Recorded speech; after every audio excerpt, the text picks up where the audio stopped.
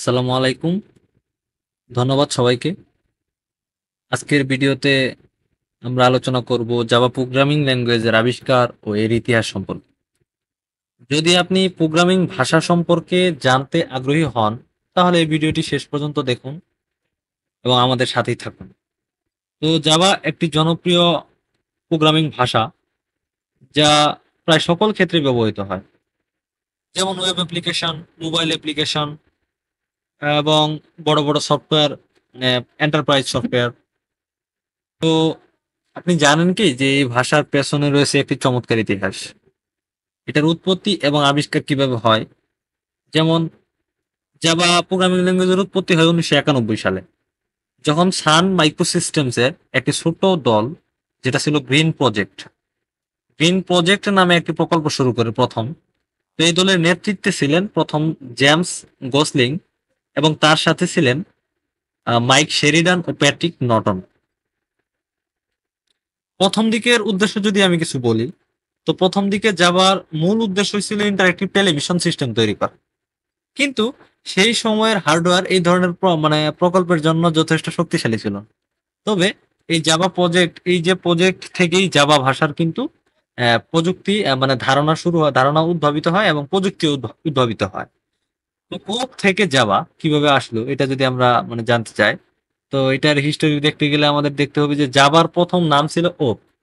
Gosling তার অফিসের বাইরে একটি ওক গাছ দেখছিল, যে এই নামটি, এই ওক গাছের নাম অনুসারে সে এই নামটি দিয়েছিলেন। পরে এটি যদিও পরিবর্তন করে জাভা রাখা হয়। ইন্দোনেশিয়ার এক বিশেষ প্রকারের কফির নামে আহ, এই নামটা রাখা হয়, যা তাদের খুব প্রিয় ছিল। 1995 সালে জাভার প্রথম পাবলিক রিলিজ হয়। এটি ইন্টারনেটের জন্য একটি রেভলিউশনারি টুল হিসেবে গড়ে ওঠে। সে সময় রাইট ওয়ান্স রান এনিহোয়ার এই স্লোগানটি প্রচলিত হয়, কারণ জাভার কোড যে কোনো প্ল্যাটফর্মে রান করা যেত। বর্তমান বিনা পরিবর্তনে, কোনো পরিবর্তন ছাড়া যে কোনো প্ল্যাটফর্মে জাভার কোড রান করা যেত। তো এই বিকাশ এবং বর্তমান অবস্থা যদি আমরা দেখতে যাই, বিকাশ এবং বর্তমান অবস্থা বলতে গেলে যুগের সঙ্গে সঙ্গে জাভা আরো অনেক বিকাশ লাভ করেছে। ওরাকল 2010 সালে সান মাইক্রোসিস্টেমস অধিগ্রহণের পর জাভার উন্নয়নে আরো গুরুত্ব দেওয়া হয়। বর্তমান সময়ে সময়ে জাভা এসই, ইই এবং এমই সহ বিভিন্ন এডিশনে পাওয়া যায়। প্রতিটি এডিশন বিভিন্ন ধরনের অ্যাপ্লিকেশন তৈরিতে ব্যবহৃত হয় এবং জাভার অনেকগুলো ভার্সন রয়েছে। তো আপনারা দেখতে পাইতেছেন যে ভার্সনগুলা। তো ফিচার্স রয়েছে অনেকগুলো, জাভার অনেকগুলো ফিচার্স রয়েছে, যেমন simple, object oriented, platform independent, secure, robust architecture, portable, dynamic, interpreted, high performance, distributed. তো ফিচার্স, জাভা টেকনোলজিতে যে ফিচার্স গুলো আছে, প্ল্যাটফর্ম ইন্ডিপেন্ডেন্ট, আরো অনেক কিছুই আছে। হ্যাঁ, তো এগুলো আপনারা দেখে নেবেন, সমস্যা নাই।